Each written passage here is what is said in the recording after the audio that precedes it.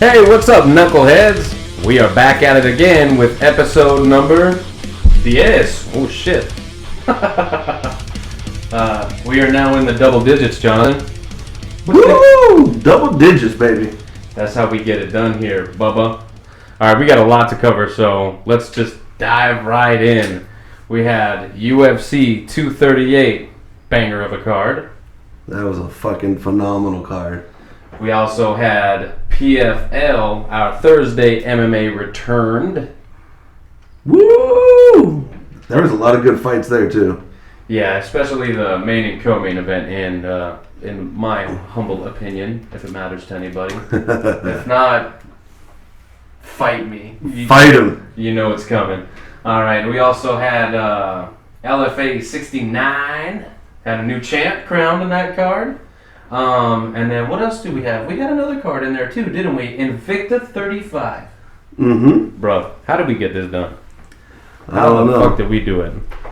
But I feel like such a loser because I'm not able to watch Invicta, and I would really like to be able to watch that one day. Trying to make some minor adjustments here on the fly as we go. I see that. I'm like, what the hell? Yeah, it's crazy. I don't know. We'll make do with that. So let's go ahead and start with Thursday's card. PFL Week 3 on Season 2, 2019. We had a recent guest of the co-host catch a win on this card. He got the W. That's right, we're talking about Kelvin Mama's Boy Tilla. Woo! That was so fucking sick. Dude, getting it done in the first round, literally. Like, we almost brought my house down.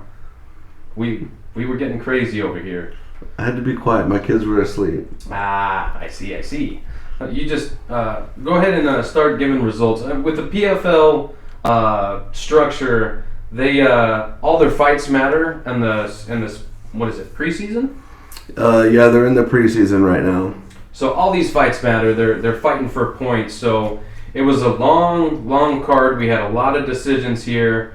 Very few finishes on the card. That's why the main and the co-main event, which are not actually the main and co-main, but just given the structure, it is what it is. Mm-hmm. But they kind of saved this card here.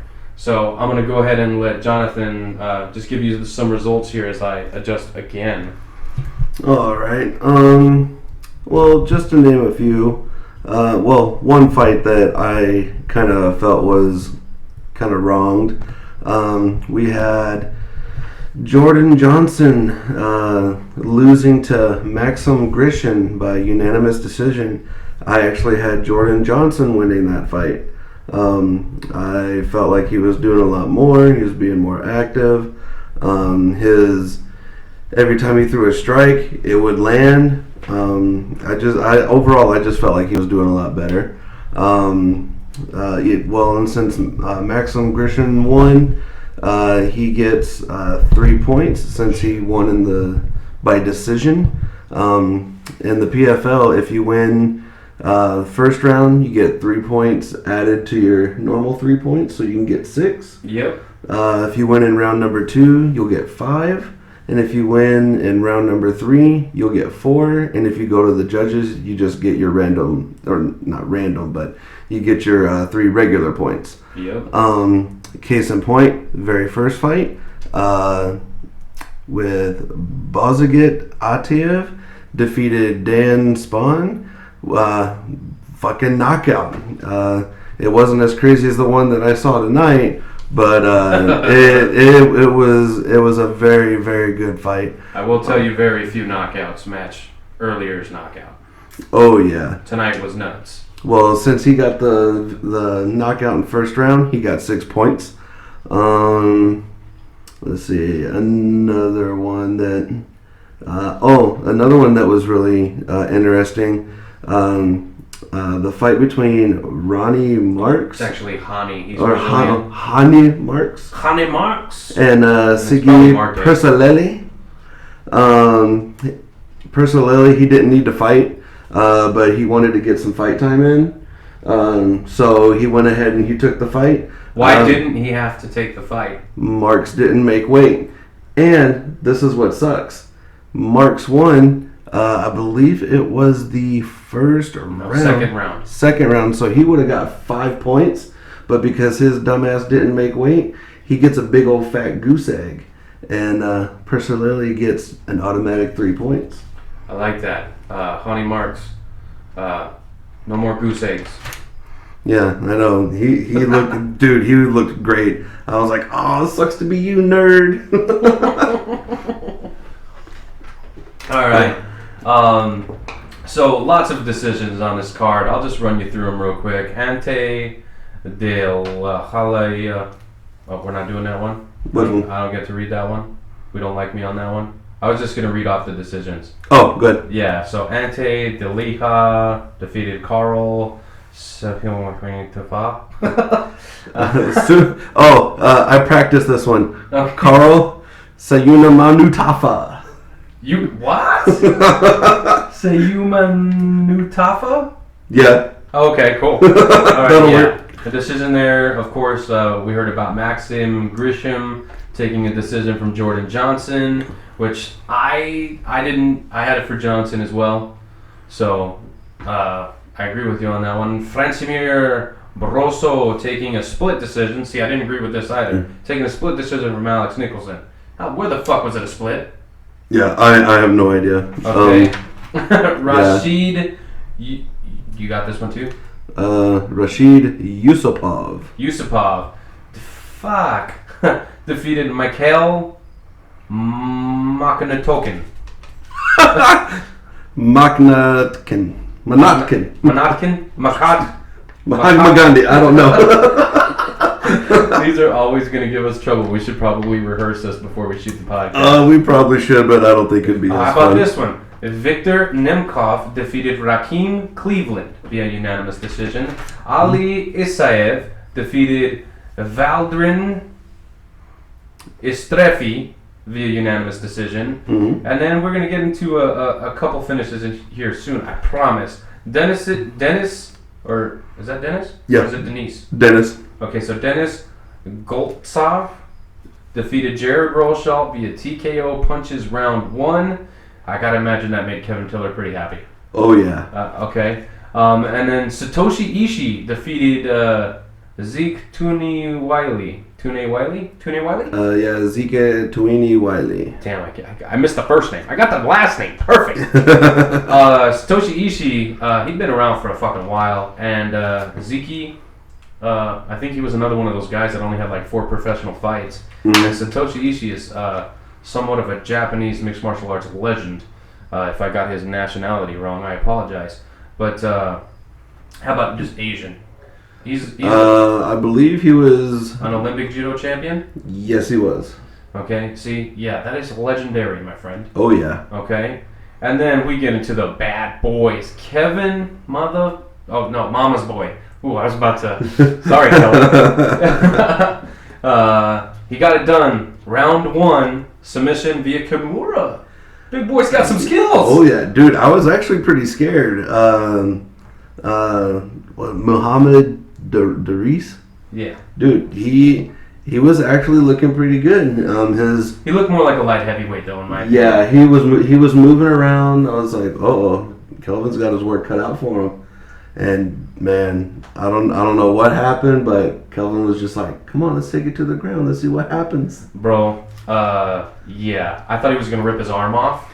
Dude, I was screaming at my TV. I was like, rip it the fuck off! Fucking rip it! Blood everywhere, just fucking do it! Oh man, it was good to see Kelvin get the win.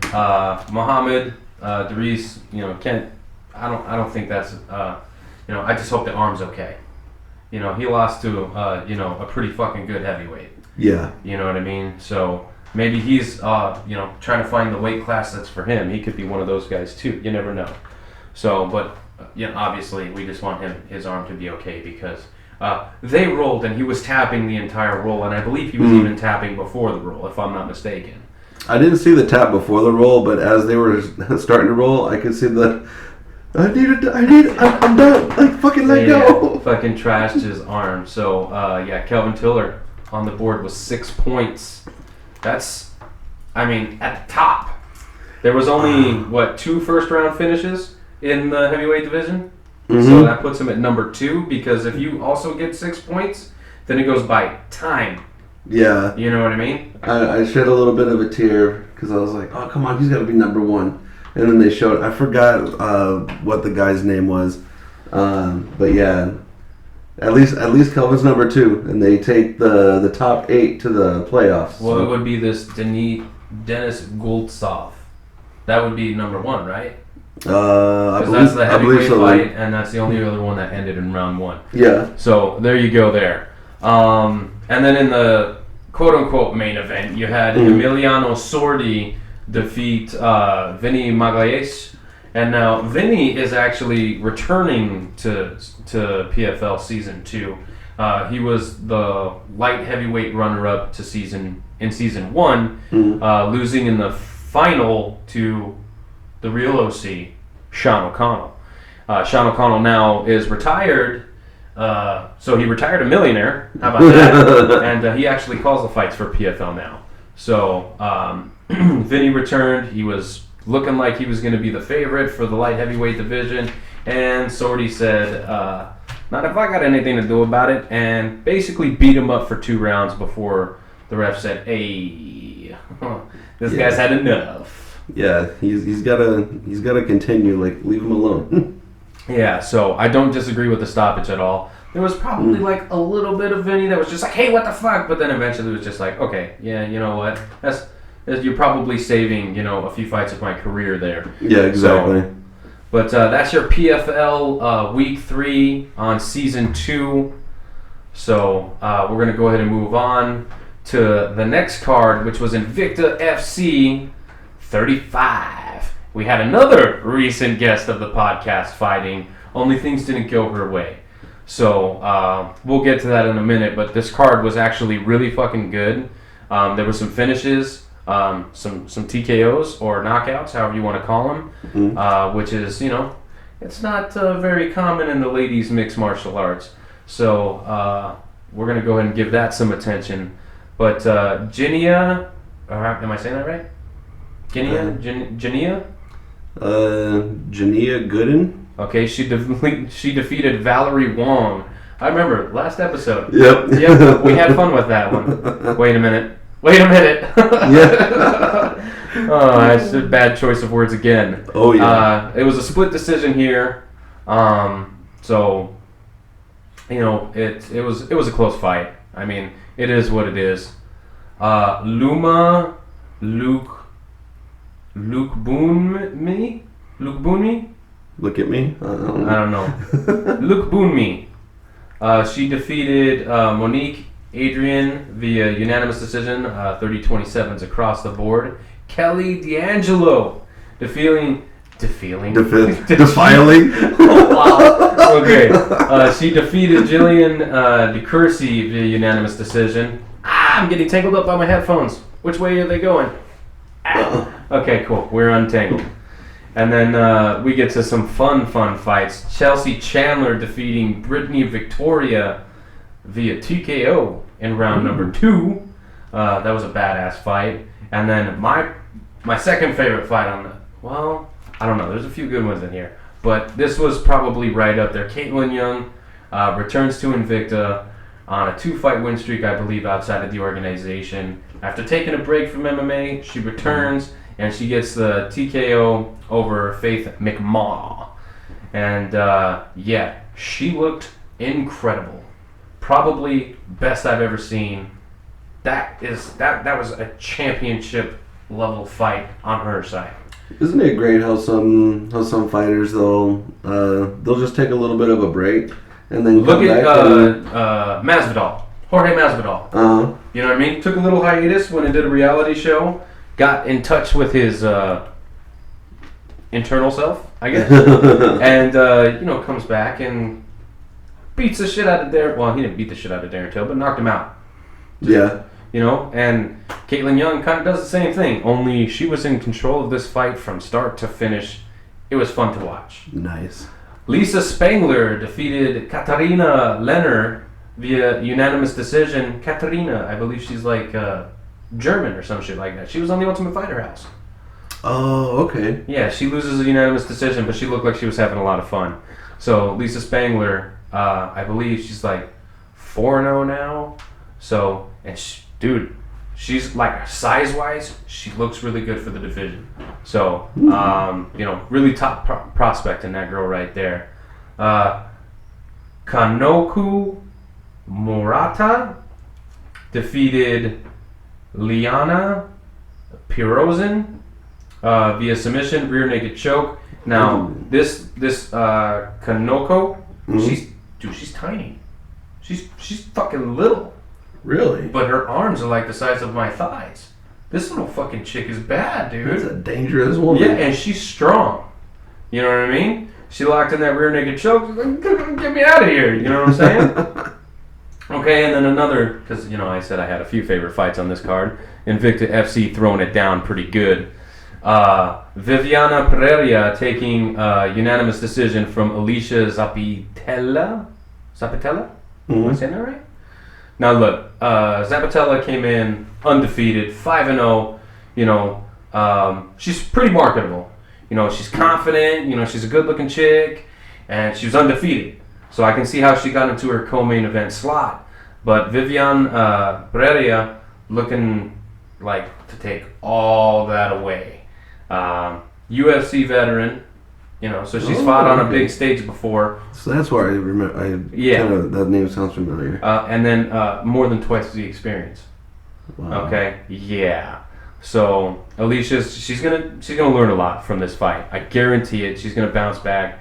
She's probably gonna be a whole lot better than she was last night. So, by the time you guys hear this, it'll be a couple nights. But yeah. So it was a fun fight. It was just a little bit frustrating. Alicia couldn't get any of her takedowns. She couldn't, and she's a wrestler. Her hands didn't look too bad, but she needs to work on, moving her head a little bit, keeping her guard up, because a lot of jabs were getting through, and it's just something that once she watches this fight, she'll see the holes that she needs to fix. But I look forward to seeing her again, But Pereira, she missed weight. Okay, she did miss weight. I believe this fight was like at 105 pounds. It was like atom weight. So these chicks are small, but they're badass. Tiny but mighty. Right? They should call them the tiny but mighty division. But yeah, if she, just a small adjustment on the weight cut, and dude, she's going to be back. I really think that Invicta is going to open up a lot of doors for women's MMA, and possibly we might see even more divisions in the UFC, and we might actually see the UFC absorb Invicta. It could happen. They've absorbed a lot of organizations over the years. So, but Invicta really putting on good shows, and it really showed in their main event with Karina Rodriguez getting a little bit of payback. She avenged a loss to Deanna Bennett, which Deanna Bennett was on the show not too long ago. You see how I did that? You see what I did right there? That was pretty fucking slick. But yeah, this was a back and forth fight, and it really depends on what you're looking for. Obviously we spoke to Deanna, so we have more of a connection, if you will, because we when fighters connect with the fans, I think they kind of get that, not like home field advantage per se, but if I don't know Karina and I know Deanna and it's a close fight, who am I going to make the case for? Of course, I'm going to make the case for Deanna Bennett. But you know what? That's the way that it goes. The fight did not go her way. I was surprised not to see a split decision call on this because the fight was so close. But now this really just, it sets up a potential trilogy in the future because now they both own a victory over each other. You know what I mean? And this high caliber women's MMA right here in your main event. So I could definitely see them running this back at some point, but not right away because Karina Rodriguez, she's fighting for the belt next. This completed the flyweight tournament that Invicta had set up. not too long ago, which I have some news here about Invicta FC fighters. But yeah, so now she gets to fight for the flyweight title. Nice. This was a high stakes fight. Yeah. You know what I mean? A lot of pressure, main event. Wow, a lot of shit going on. So, she got the victory. So she moves on. Yeah. So you ready for that news? Yeah. Fucking hit it. Hit it. Fucking shit. Oh, it's late, guys. Getting too excited for this fucking episode 10, man. I can't even fucking talk. All right, well, hit us. Because we are just fucking killing it with recent guests and, co-headlining cards, headlining cards, and, fucking just getting points and, getting defeated, because that shit happens. It's MMA. Mm-hmm. But speaking of the victorious, Brianna the Bull, ooh, Miss Van Buren, is on her way to the UFC. You gonna do it? Yeah. She was on an episode with us not too long ago either, because we're only 10 deep. So you can literally go back and listen to all of our shit.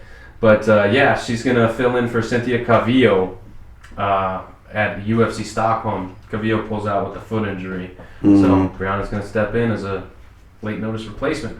Short notice, late notice. That would be short notice, right? Not late I think so. But yeah, so congratulations on Brianna making it to the UFC. Not the matchup she called for, but hey, when the UFC calls, you don't say no. Fuck no.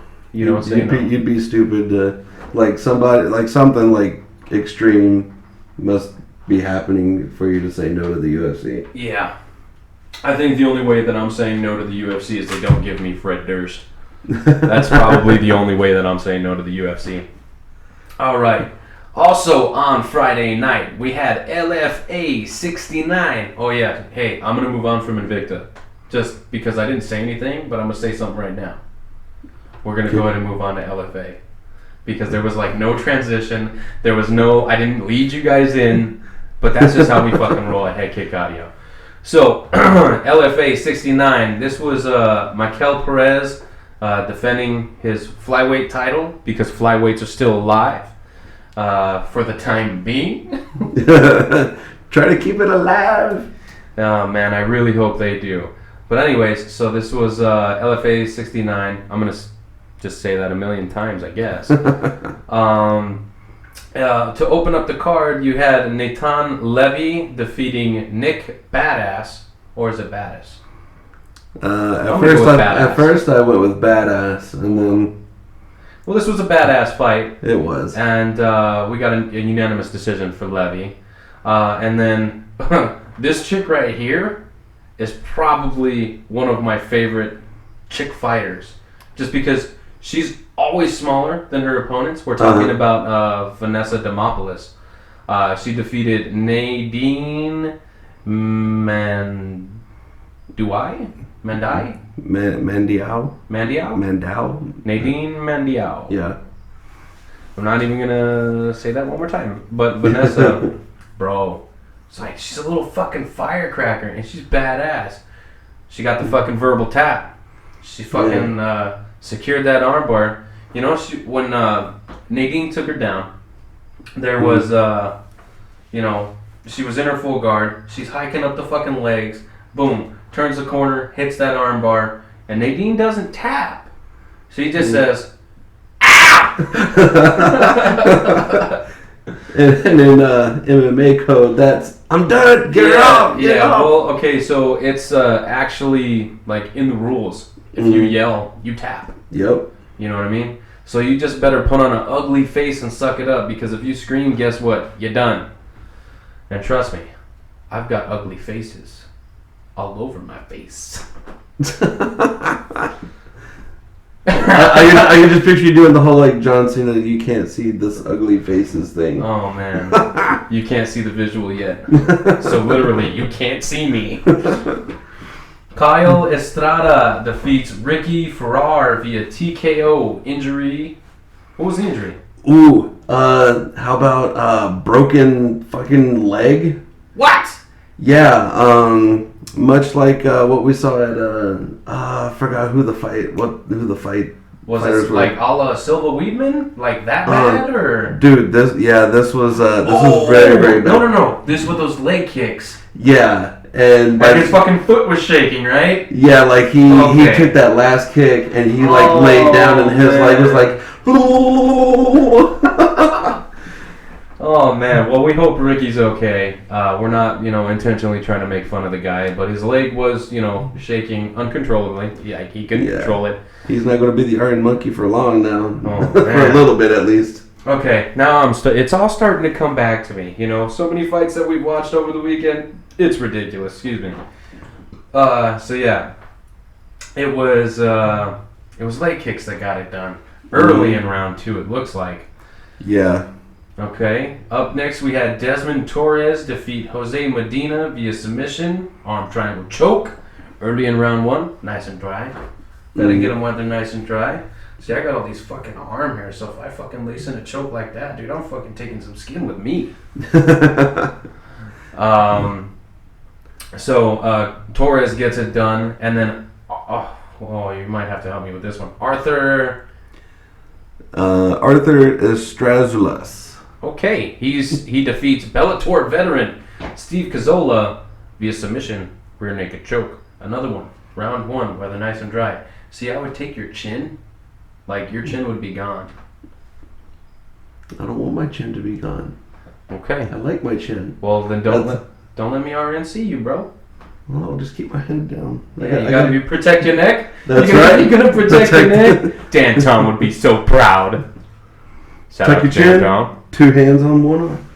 Yeah, he's got the 2-on-1. He's got this fucking RNC defense all fucking like he's covered, man. He's covered. And that leads us straight to your main event. UFC veteran and former flyweight contender of the UFC, Brandon, the Baby Assassin or the Assassin Baby? I always get confused. The Assassin Baby. The Assassin Baby, because the Baby Assassin just probably wouldn't go over too well with the fans. No. You're assassinating babies. Like, dude, you gotta change your name, bro. How about the Baby Assassin? The Assassin Baby? Yeah, we'll go with the Assassin Baby. Okay. I think that's more appealing to the crowd. I'm still getting confused. Oh, man. Anyways, Brandon Moreno gets it done. Late in this fight, man. Unbelievable. This is why I enjoy the flyweights, which is why I don't want the division to go away. Because these guys, 4 rounds. It took 4 rounds for this fight to end. If these are heavyweights, in round 4, they're hugging each other. Yeah, this was complete non-stop action for all 4 rounds. I mean, I know round 4 didn't last very long, but I'm still going to call it a round because they got to that. And then there was just no letting up. They were both banging and, well, I shouldn't say bang. I should have hitting each other in the face, we'll say that. Hitting each other in the face with what, Jonathan? Fuck it. I don't know. Fuck it. I don't feel like going down that dark rabbit hole right now. Oh, man. But yeah, Mikael Perez, he ain't no bitch. No. He's a tough dude. I think he's got some pretty good accolades, right? I think so. What is he? He got some championships under his belt? I think so. I don't remember. I don't recall. I've watched so much stuff. No, I think it's like a Cuban wrestling thing, right? He's a really good wrestler. I think he was like a wrestling champion or something like that. I don't know. We're doing terrible research on this Perez, but Moreno, actually one of my favorite flyweights to watch when he was competing on the Ultimate Fighter, and eventually in the UFC. He was runner-up, I believe, in the season. So he lost in the final. And then went on a tear, won like 3 or 4 fights straight, and then got into some contender bouts, and kind of just dropped the ball. Lost a couple key fights, and UFC sent him packing. like they've been doing with a lot of flyweights, which doesn't make sense. It was one of my favorite divisions. So I just hopes they keep it around. I think I don't know why. Like, dude, I remember like the most dumbest shit. Like, I couldn't remember anything about Perez, but the Moreno guy, didn't they cut him when he at least had a winning record? What was he, like 3-2 in the UFC? I believe so. I think he just like I said, I think he just lost a key fight. Yeah. And it was like at the beginning of them. See, I didn't even know that he was cut from the UFC until I heard of this matchup. You know what I mean? That's how quietly they've been getting rid of this division. So, you know. Hopefully they're not trying to take any pointers from WWE. They're going to lose some good people, man. They're going to go to these other fighting promotions and do. Well, look at what ONE FC's doing, man. They took Demetrius. Like, they didn't even flinch. They said, "You want Askren? Fine. Give me that Mighty Mouse. We can do shit with that little ass dude." And they are. They threw him in their fucking flyweight tournament. So they're getting some shit done. So I just don't understand. If ONE FC can do it, why can't the UFC? Now, I understand the UFC is more geared towards American MMA fans that just want to see blood and guts and fucking knockouts. You know, they want to see finishes. And that doesn't happen a lot in the flyweight division because they're smaller. Well, I've seen a lot of finishes in the flyweight division. Demetrius Johnson, Ray Borg, or Henry Cejudo, TJ Dillashaw, or you know what I mean. I could go on. Those are just the two that I can think of. When Mighty Mouse knocked out Benavidez, you know what I mean. There was some highlight fucking finishes. John Moraga, he had a couple before he had his title shot. You know what I mean? So it just doesn't make any sense. If there's room on the roster, fucking keep them. You know what I mean? The only thing that would make sense is if they're cutting flyweight to make room on their roster for 165. Lose a division to gain a division. Yeah. You could fill a 65-pound division. I guarantee you that's not what they're fucking doing. But you can fill a 65 division easily. Yeah. That happens so fast. Like, I couldn't even tell you how many fighters would jump to that weight class. You would still have plenty of fighters in 70, or they would probably bump it up to 75. And you would still have plenty of fighters in 55. Because 55, it is the fucking, like, it's the apex of champions, in my opinion. That's like, when you look at champions, like, your lightweight division is like your go-to division. You got your BJ Penns, your Frankie Edgars, your Benson Hendersons. Fucking Pettis had the fucking belt. I mean, Dos Anjos, when he had the belt, he looked incredible. Conor McGregor, you know, he held onto the belt for probably too fucking long. Yeah. But, you know what I mean? It was the division, and it changed so many times because the level of competition is insane. Yeah. You know what I mean? So, excuse me. What is the deal? All right. So what is next on the agenda for tonight? Next, we are going to talk about UFC 238. Hopefully I don't butcher the name. Cejudo versus Moraes. You mean Cejudo? Cejudo. Dude, I cannot believe. Like, I know a lot of fighters like to, do call-outs and shit like that, but that was gold. Yeah, you can't see it, but I'm tipping my drink to the young man that made that announcement. Yeah, it was Aljamain Funkmaster Sterling. Looking like fucking Mr. T. I paid a fool to get here with me. Yeah, he was keeping it funky. Yeah, UFC 238, Cejudo versus Moraes. 2 title fights, 1 people's main event, and just 1 great card. I mean, from top to bottom, I enjoyed myself thoroughly, and I only had 2 beers the whole night. That's very little alcohol consumption. Usually, Usually we getting tore up over here. Yeah, we get. I'm surprised we've made it to episode 10. Hey, that just shows our perseverance. No matter how fucked up we are, we're going to do it. That's right, buddy. That's right. Okay, we got this event started with Caitlin Chukagan taking a unanimous decision from Joanne Calderwood. Did you agree with this? No, I did not. I did not whatsoever. Yeah, okay. Neither did I. Judges this entire weekend have just been fucking shit up. You have one job, and you fucking can't do it. Well, see, and what frustrates me is when they make the right call, it's like they overcompensate, right? Yeah. So it's like, okay, when the wrong fighter loses, right? They're like, okay, well, the next decision, we'll just make like the right fighter. We'll make it like a 30-27, just to make up for, that fucking call that we fucked up. And it's like, come on, man. Obviously, fighter X won the second round, so I don't know where they got the 30-27 from. Yeah. And that happened a lot tonight. Yeah, it did. So, fuck me. These judges. You know what? I'd fight a judge. I wonder how they would judge it. Oh, shit. All right. Eddie Wineland. Holy shit. Senor Mustachio.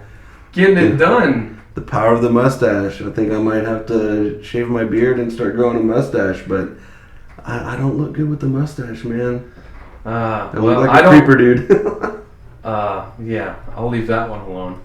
But Eddie Wineland gets a knockout over Gregory Popov.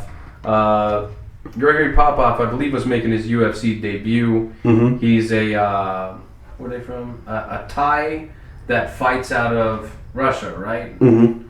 Okay, 35. So this guy's actually pretty old. You got it right there. You couldn't see what he got. Only I can see, and I'm not even gonna tell you. Trying not to fucking 808 this shit this episode. Anyway, Wineland. Ooh, man, the way this guy fights is so terrifying. Dude, he fights with his hands down. I've hardly ever seen a fighter that fights with his hands at his hips and doesn't cover his face for anything. Like shooting from the hip, like he invented that. Like he literally shoots from the fucking hip. Yeah, it's fucking What ridiculous. I mean? It's like he fights. He must like train with his hands in his pockets. You know what I mean? Just so that he can keep, is forced to keep his hands at his sides. Yeah. Oh man, but yeah, dude, he looked great, and he's been, I believe he was the first WEC champ. Not believe, I know he was the first WEC champ at bantamweight. Dude's been fighting forever, and he looks phenomenal. Looks absolutely phenomenal. I hope I look that good when I'm that old in like 5 years. Thank you very much. Because we old as fuck. But yeah, glad to see Eddie Wineland still getting out there, still getting shit done in exciting fashion. So I'm excited to see if he's got one more run in him.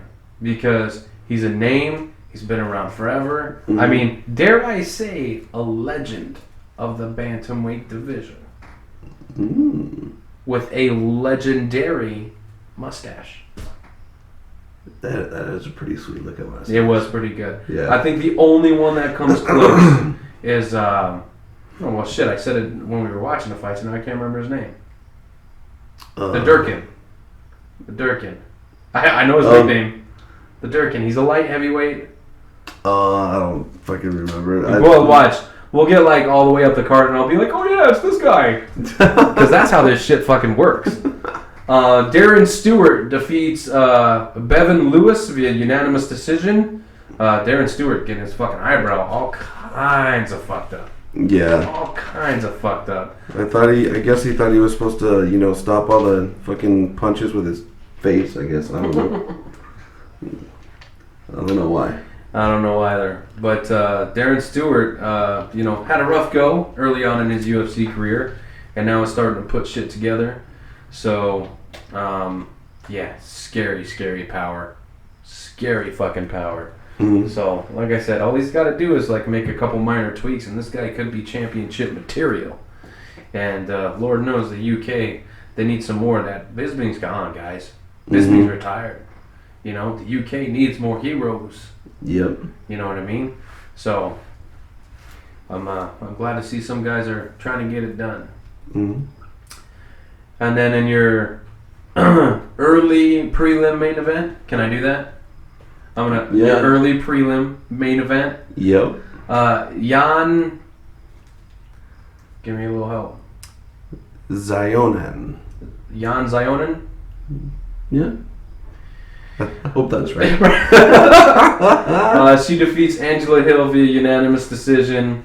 Unfortunately, I kind of agree with this decision here. It's not that Angela Hill won the fight. The fight was very, very, very close. I think if Angela Hill probably would have stepped on the gas pedal, she probably gets this thing done. Taking a decision herself, because I don't think Jan was going out for nobody. But Hill just fought like a month ago. Yeah, you know what I mean. I actually gave her the fight. I had it 2-1 in Hill's favor. I just felt like she was doing a little bit more. She had that big right hand that kind of rocked Jan a couple times, and so that's what I was going for damage over, I guess, technique. Okay. Well, Jan did slow down, so I mean it's all in the eyes of the beer holder, and maybe I wasn't holding my beer. I think I was at the time, so. All right, your early prelims were on ESPN Plus, and now let's move on to the regular or the regular prelims. How are we gonna do this? I just wrote it down as regular prelims in my. Okay, so you have the early prelims, and then you have the prelims. So your preliminary card, Kelvin Cater, dude, fuck. Yeah. This guy is looking like he might be something at 45, man. I heard Ricardo Lamas ain't no fucking bitch, and Cater gets him out of there. Round 1. Yeah, that was a crazy fucking left, right, and just watched Lamas just in the cage. Yeah, tough to see a veteran like Lamas go out like that in Chicago, where he's from. You know what I mean? Yeah. That's gotta suck. It always sucks when the hometown guy, gets demolished. But Calvin Cater, I mean, he didn't sleep him, but yeah, he got the knockout, and that's what counts. So a dub's a dub. Yeah, a dub's a dub, and he got it done in devastating fashion. The other dude's home. So Calvin Cater, his hands are looking pretty good. He just defeated number 10 in the division. So Calvin, you're only going up from here, buddy, and it's gonna be tougher fights. 45 is stacked, dude. Yeah. You got your Moicanos of the world, your fucking zombies of the world. You got they're fighting. Moicano and Zombie. You got fucking Frankie Edgar, Brian Ortega, the champ Max Holloway. Fuck, bro. You're going to have to fight those dudes. I'm glad I don't weigh 145 pounds. I don't think I'll ever weigh 145 pounds. Your leg probably weighs 145 pounds. My ass weighs 145 pounds. Oh, man. That was a disturbing image. Alexa Grasso. Man, she is fucking aggressive. Very aggressive. I didn't see that coming from her. Dude, when you think Mexican fighter, she is it. She is it, buddy. That was fucking intense. And Caroline Okewakewicz has been in there with the best. She went to a decision with Joanna. She's got a win over Rose, I believe. I mean, Alexa Grasso put it on her.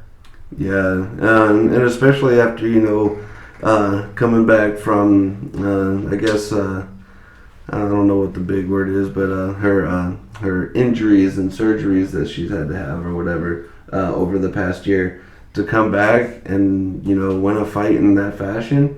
I mean, I would have liked to, I'm that American that likes the blood and guts and stuff. But it was really nice to, see somebody just come back from something like that and just go to a decision and be able to go all 3 rounds just hard, standing, banging, grappling, all kinds of shit.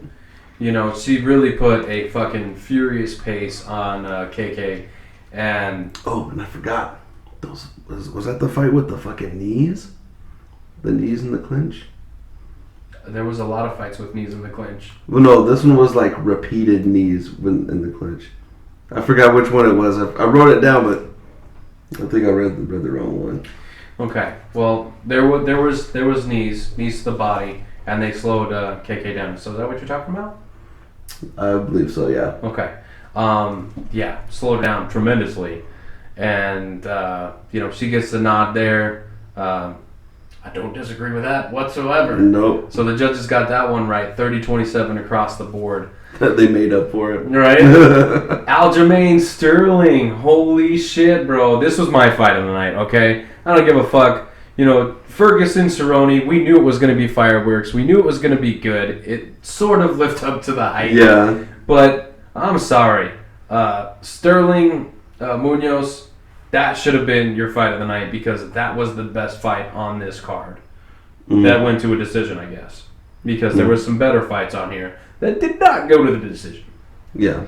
But Sterling looked absolutely incredible. Beat the guy who took out the former champ and looked pretty impressive doing it. He was throwing hands, which Sterling is not a striker, but he's a grappler. He'll be the first one to tell you. Mm-hmm. I'm a grappler. I'm a jiu-jitsu guy. I'm a fucking jiu-jitsu. I'm a jits guy. I'm a wrestler, I'm a grappler. But anybody want to catch these hands? Now, Sterling, please learn to pull your punches back after you throw the strike.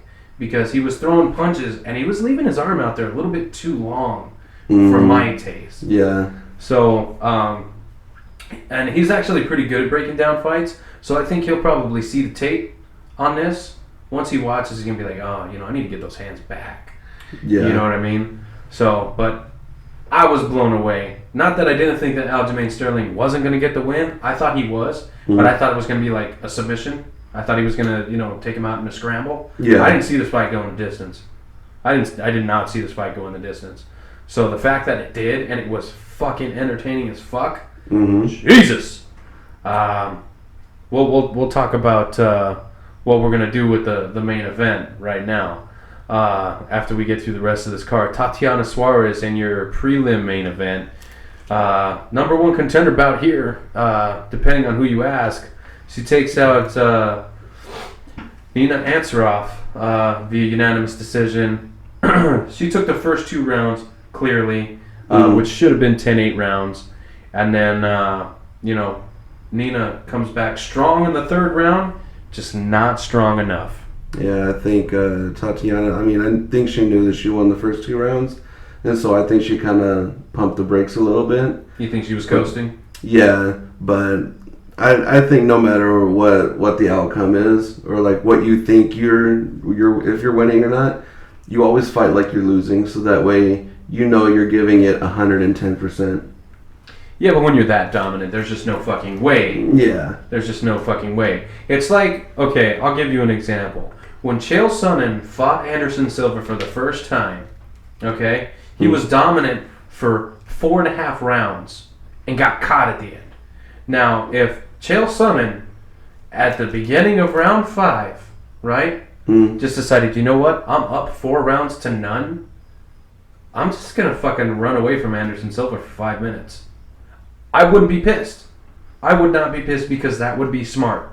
True. You know what I mean? Smarter, not harder, I guess. I mean, like, okay, would I be upset that, the fight didn't fucking play out the way that I thought it would? Sure. But expectations are fucking, you know what I mean? Yeah. They're not always going to be fulfilled. Yeah. So if she decided, hey, I'm going to fucking pump the brakes, look, she's going to do what she's got to do to get the fucking win. Ultimately, that's what's important. Yeah. That's what's important.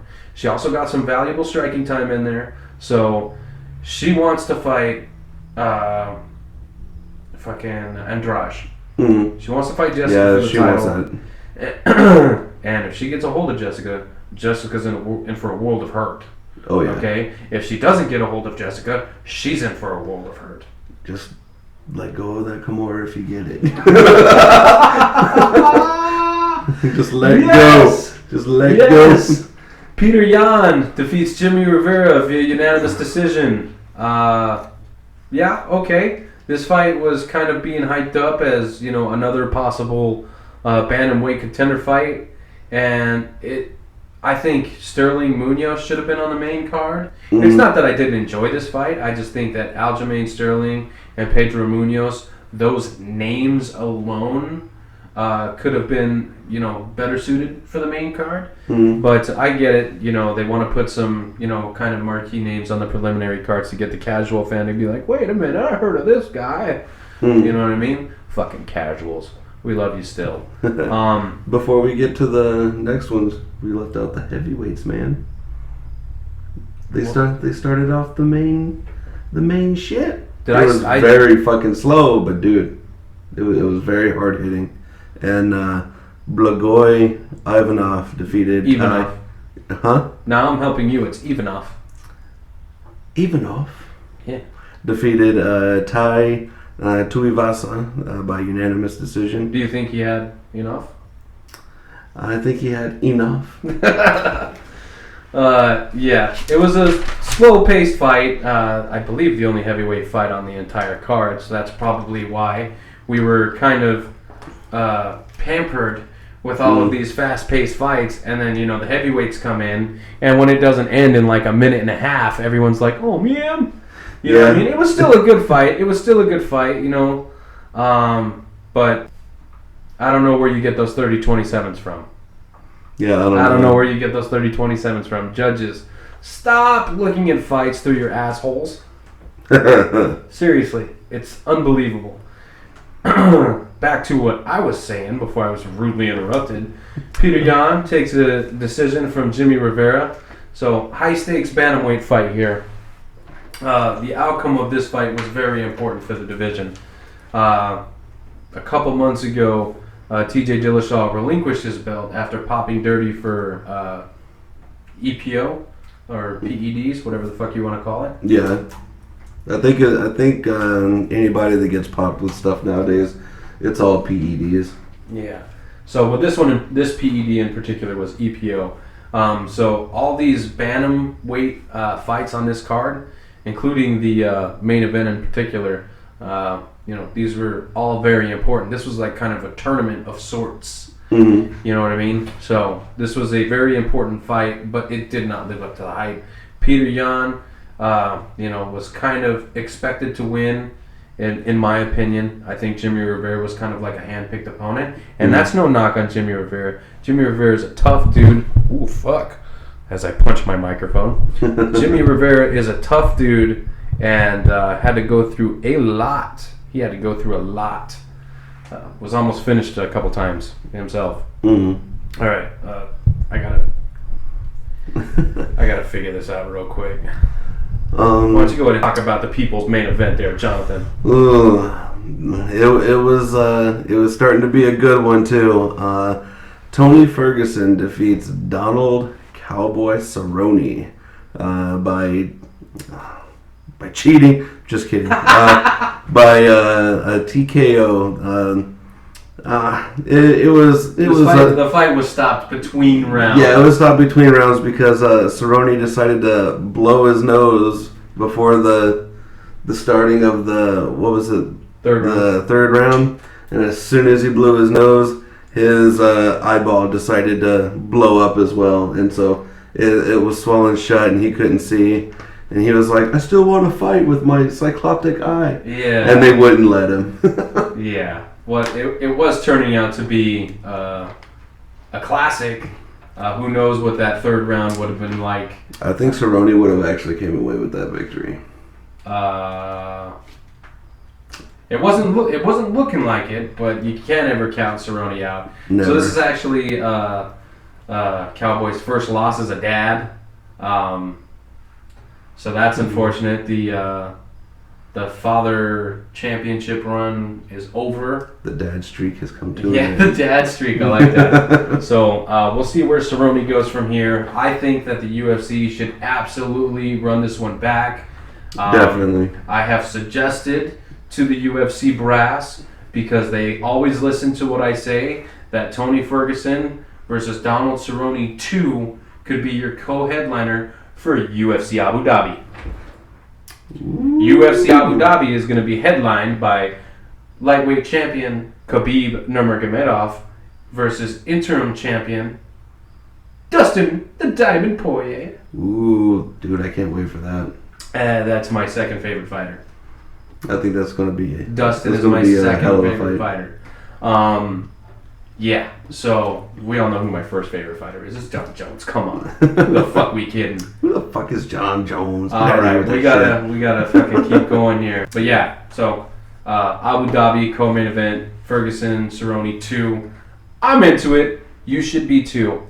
In the evening's co-main event, bullet, shot, eye, dead. That's all I gotta say. If I had to, like, explain that fight in 4 words: bullet, shot, eye, dead. Yeah, there's no words to even describe it after that. I think that is the most scariest knockout I have ever seen. That was intense. Like, oh, dude, just that fucking kick right to the side of the head, just boom. And, dude, she did the fucking Thriller.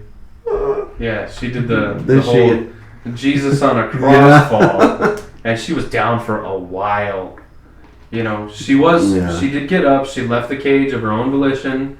You know, so it's not like, she had to be wheeled out of there or stretchered out of there. Yeah. You know, she woke up and she's like, she's looking at her corner like, did I get knocked out?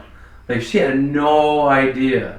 That's that's kind of one of the things that happens when you get knocked out. Mm-hmm. It's like you feel fine. You're like, did the fight start yet? Guys will wake up in the locker room and like, hey man, when do I fight? Like, no man, it's over. You got knocked out. You got knocked the fuck out. A lot of the times the corners have to remind the fighters that no, dude, like the fight's already over. Yeah. You know what I mean? So, but that was it was brutal. It was vicious. It was insane. It was just downright scary. Yeah. Well, she almost, Jessica Eye, she almost got submitted at the end of the first round. I think if there's maybe 10 more seconds, I think she would have been tapping instead of going to sleep. Yeah, but, Jessica Eye, she's tough, man. This is actually her first defeat as a flyweight. Mm-hmm. Okay? She actually came to the UFC on short notice. She had to go up in weight because there was no flyweight division. So she's been fighting bantamweights her entire UFC career until they opened up the flyweight division. So I think that's why, the UFC kept her around, because they know that she's a force to be reckoned with at flyweight. Mm-hmm. And she was up until she wasn't. Oh, yeah. Now, call it a lucky kick if you want, because, there's probably some people out there that are thinking that luck has a lot to do with it. Valentina was setting this up with fucking body kicks, dude. Yeah, she knew what she was doing. And, she said, okay, cool, I'm going to go high. She went high. Jessica thought she was going mid, and boom, lights off, bro. Yeah. Lights off, no one's home, just gone for the weekend, maybe gone for the week. Oh, who knows? I don't know. But look, she left the cage on her own. I hope she's okay. Get yourself checked out. Whatever the doctors say, you follow it. But man, that was scary. You know what is also scary? Henry Cejudo. Holy shit, bro. Yeah. The adjustments this guy made from rounds 1 to 2. What the fuck? Yeah, like it still baffles me that how some fighters can just think on the fly like that. Like, oh shit, I'm getting my ass kicked. Okay, I got to do this, this, and this. Within like, I don't know how long they get. Like 60 seconds. Like 60 seconds? Like, all right, got to do this. And then come out, execute what they're thinking, and fucking win. Like, that is amazing. Yeah, this was a top-notch, high-quality bantamweight title fight. And make no mistake, Henry Cejudo's getting his ass kicked in the first round. Mm-hmm. Okay, he was getting his ass kicked in the first round and just decided in the second round, fuck this, my legs have had enough, and turned it into kind of a dogfight, and there was lots of knees in this fight too. Oh yeah. Moraes did not have an answer for the Thai plum, so Cejudo just kept taking advantage of it. This is not his first title fight in the UFC. I believe this is number let's see, DJ1, DJ2, Dillashaw, and then Moraes. So I think this is like his 4th title fight, right? Mm-hmm. So I think the experience kind of played here. This was a big moment, especially for the flyweight division. After Cejudo, fucking just demolishes Moraes in round 4, he's talking about moving up in weight, essentially killing the flyweight division. Yeah. Which I think the UFC is probably forcing it on him at this point. Yeah. Or he's just making a money move. Yeah. So, I mean, I guess once you've done everything you want to do in one division, I guess you got to just move up and start taking over that division. Yeah, I mean it's a really tough call because we have no idea what the UFC is going to do with the flyweight division. But I think this just kind of cemented the fact that it's, they're going to close the door on it, which is unfortunate. Like I said, one of my favorite divisions to watch. Lots of talented fighters lost their job because of this whole fiasco. And hopefully some of them get to move up to bantamweight, or others find other organizations to go into. So UFC 238 crowned a new champ, a champ, because he technically is still the flyweight champ, the only champ to have a gold medal. You took the words right out of my mouth. Yeah, buddy. What were the fight night bonuses before we move on to our last deal? There was a couple. Alright, so your bonuses for the evening go to Tony Ferguson, Donald Cerrone, Valentina Shevchenko, and Henry Cejudo. So so the 2 winners of your main and co-main, and then in the people's main event, both fighters. So they got fight of the night, and then the performance of the night bonuses go to Cejudo and Shevchenko. Mm-hmm. Okay? Now, fucking Sterling and Munoz, they better be getting some fucking backdoor bonuses. That sounded bad. But they better be getting something in the fucking locker room, okay? I'm sure, they're getting something. UFC ain't stupid. But we're going to go ahead and finish up here. Like I said, phenomenal card, UFC 238 from start to finish. Just absolutely phenomenal. But we had an interview. We caught up with Ricky Bandejas, Bellator bantamweight contender, who's actually fighting next weekend, June 14th at Bellator 222. He's on the preliminary portion. He's fighting Patrick Mix. And, hear what he's got to say about his upcoming fight and just how things have been playing out for him over at Bellator. So go ahead and give that a listen. And, I think we'll just see you next week, right? Yeah. Check us out on all of our social media. We're on Twitter, Instagram. Slowly but surely getting that YouTube game on. Patreons are going to hear this tonight, right? Oh yeah.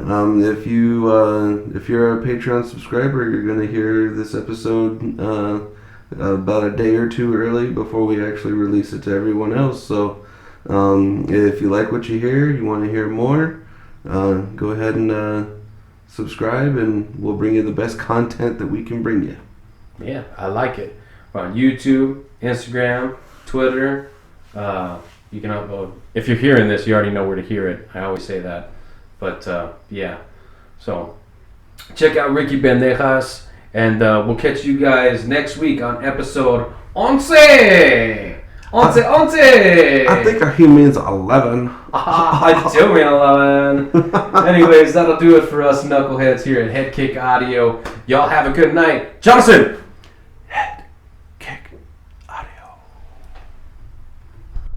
Let's go ahead and get started then. We're here with Ricky Bandejas, Bellator bantamweight contender. How you doing, man? I'm doing good, man. Thank you for having me. Absolutely. Finally, we're getting some love from Bellator. You're our first Bellator fighter on the show. That's awesome, man. I'm pretty excited about that. Hell yeah. All right, and just so you know, anything goes on here, so you can say whatever the fuck you want. So... All right. We don't have to watch our language here, so feel free to drop F-bombs at your leisure. All right, so usually I've been taking point on the interviews, but my co-host Crazy J has been doing so good with taking the lead. I'm going to go ahead and let him do it again. Jonathan, what do you have for Ricky? All right. How's it going, man? Feeling good, man. Good. Like we said before, thanks for taking time out of your day to chat with us knuckleheads over here. Absolutely. Thank you for having me. Appreciate that. Oh, thank you. Sorry. My first question I got for you is after your loss to Archuleta, did that make you want to change the way you train during camp to get prepared for your next fight? No, it didn't bother my camp or, the way I trained. My cardio was good that night. It's not like Archuleta, beat me up in any way on the team, wrestling or anything like that. It's just, it was just a different experience that night. He played his cards better. One thing I would like to do more is more volume. I wish I threw a lot more punches that fight. Oh, gotcha. My second question I got for you, it's when walking out to the octagon or cage or whatever. I forget what Bellator calls their ring. I call it a ring just because I'm a big wrestling fan. But when you're walking out there, do you ever get nervous because of the type of venue that you're at? I noticed the next Bellator fight's going to be at Madison Square Garden. So I don't know if like that would make you nervous or like with all the crowd noise, or do you just block it all out and just mentally stay prepared? Every fight, I get super nervous. I mean, not because of the crowd, but because you have somebody that's been training 8, 10, 12 weeks to beat your ass. So that alone is nerve-wracking. And then on top of it, you don't want to lose. You put all this time in, all these sacrifices, and it's a sport where you're not down by a touchdown or 2 touchdowns, but you're literally winning 10 minutes of the fight, and the last round you get caught, knocked down, submitted. So it's crazy.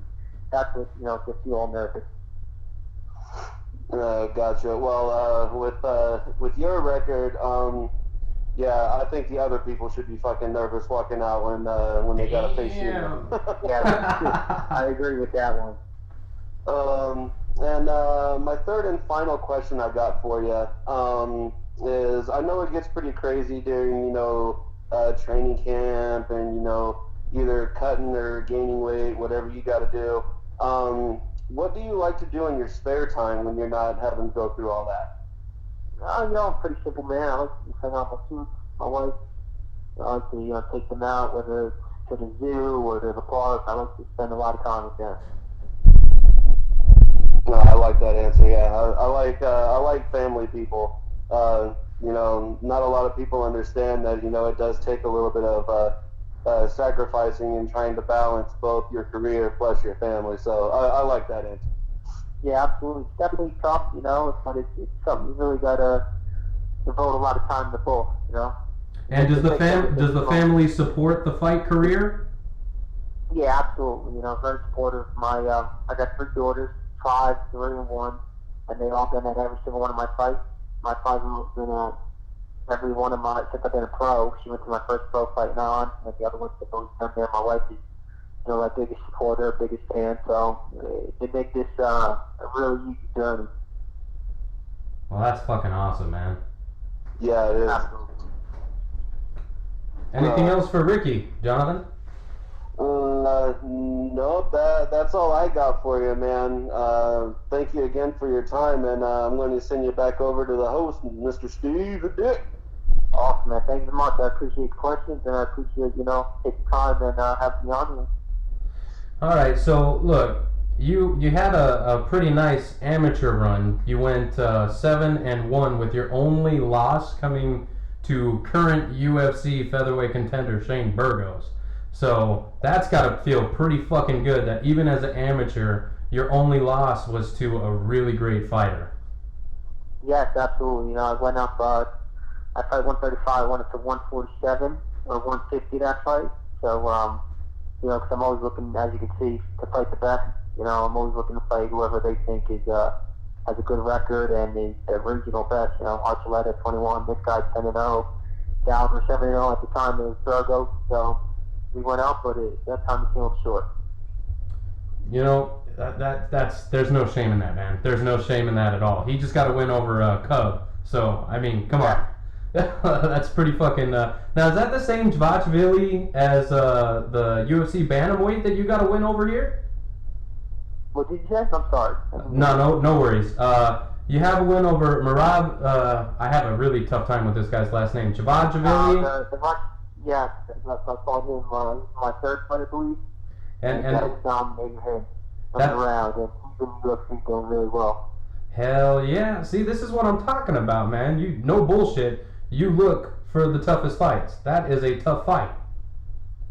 Yes, absolutely, man. Yeah, it's crazy how things work out. Well, and you made your Bellator debut fighting one of their homegrown talents in James Gallagher. I remember watching that fight live, and I don't really think anybody was giving you a puncher's chance. And you went ahead and said fuck you and took him out anyway. How did that feel, getting that type of win in that type of environment? I felt good, because one, he's a loud mouth, and two, I enjoyed that everybody was giving me the short end of the stick. Everybody's overlooking me. Nobody's giving me the best, amount of thought it deserves. So it felt good to go up there and just put a stamp on him. And what a stamp it was, man. Nobody's put that guy away until you got to him. So that's a nice little feather in your cap. Yeah, absolutely. Okay, and then I've seen on social media that you were actually open to giving Gallagher another shot at yourself. Yeah, absolutely, man. I'm down to fight anybody, give anybody a rematch. The real goal is to keep fighting. I like to fight. I like to be active, and I like to make money. And then, so if it's got to be down, I got to fight the next 5 times in a row. Like, guess what? Sign me up. Hell yeah. Okay, and then in your fight with Juan Archuleta, which it was actually a lot closer than what a lot of people made it out to be. I think you are right. I think that with a little bit more output, you could be looking at a decision for yourself as opposed to a decision loss. So with that going forward, have you been working on, just that in itself is your output? Yeah, absolutely. Definitely worked a lot on, throwing more punches and more volume. But also the same thing that night, he just 21-1, he's a veteran. He moved a lot. He was giving me a hard time, but if we ever have a rematch, we'll definitely be ready for that. Well, fucking sign me up, because it was a great fight. Now let's talk about your next opponent, Patrick. What does he bring to the table that you think poses the biggest threat to you in this fight? He's like he's got a fighter's chance. He's good with the choke. He gets your neck and he submits you, whether he takes your back or guillotine or whatever. I think that's a dangerous guy, because you make one wrong move and next thing you know, he catches you and it's over. You win the whole fight and you go left and right or stand up too fast, and he's on your back and. Okay, well, you fought a lot of undefeated guys in your career and have actually given them their first loss. So how do you get it done against Patrick? Because I'm assuming that O is going to go, right? Yeah, absolutely, man. I definitely looking forward to taking a 0, because he has a good height turn too. And I just think it's going to be too much for him. I just think he has afforded everybody with my experience or my level of talent. I think I'm just going to come forward and put the pace on him, just like Archuleta, and hopefully break him. Well, like I said, I'm looking forward to it. Whenever Ricky's on the card, my ass is glued to that seat, because you made quite an impression with your Bellator debut, and like I said, your record is fucking stellar. If you take an L, it's to people that fucking matter in this industry. So it's nice to be able to hang your hat on that. Yeah, so, absolutely, man. And with the fight with Juan Archuleta being, I don't think it was like dubbed a title eliminator of sorts, but now Juan also had to take another fight outside of the belt. So, I mean, there's still room to either get that rematch or just make your way to the title without having to go through Juan again. So, I mean, is the division that backed up with the Ryzen thing going on, or what do you make of the division as far as top contenders go in Bellator? I definitely think that whole Risen thing, it's very good publicity, it's good for the division, but, it also puts a hold on it. That Archuleta was faced with the decision of waiting another 5-6 months for it to get the title fight, or, fight now. So definitely a sticky situation. But as for me, I would, I'm a very competitive kind of guy. I'd rather get that Archuleta fight back than have to worry about the title. Damn. I like this guy. He says, "No, fuck the title. I want to beat this Juan motherfucker." Yeah. I like that. I like that a lot.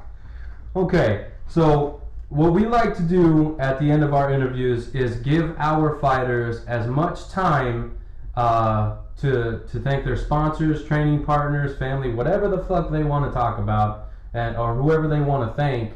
We like to give them as much time as possible to go ahead and do so. So the floor is yours, my good sir. All right, thank you. Thank you guys for having me. I truly appreciate that. I want to thank everybody at Nicotone for giving me hand training, my coach, Nicotone, Sean Santella, Florida Desma, my buddy Matt Bernino, Sal over at Nick. He's 4-0 up and coming, very, very tough. I want to thank my sponsors, Apex Supplements, up and coming. It's going to be the best pre-workout out here. Trevor Covers to keep me sharp and strong, for every single fight camp. Eat Clean Bro for, fueling me and keeping my weight down. And that's pretty much it, man. That's everybody. I'm sure I forgot some, but that's the most I could think of. It's usually a long list, and fighters should be forgiven if they forget, a sponsor. Oh, I tell you, man, I wouldn't know where to start if it were me. So definitely, I want to thank you for your time. We're going to keep this one short, okay, because you do have the fight coming up in the near future. What is it, the 14th? So we're about 2 weeks away. So I want you to be able to get back to getting your mind sharp and getting in fight mode. But definitely after you mix it up with this Patrick cat and come out with a win, let's do this again. All right, awesome, man. I would love to do that. And like I said, thanks for having me. I enjoyed it. And anytime, just give me a call. Let me know what time to be, and I'll be there. And I definitely will to do an interview. Hell yeah, man. Well, you're our kind of guy, so trust. You'll be getting a call from us very soon. But like I said, thank you for the time. Thank you for the time, and good luck. And take this boy's will you? Yes, absolutely, man. Thank you so much, and enjoy your weekend. Hey, you too, man. Have a good one. We'll talk soon.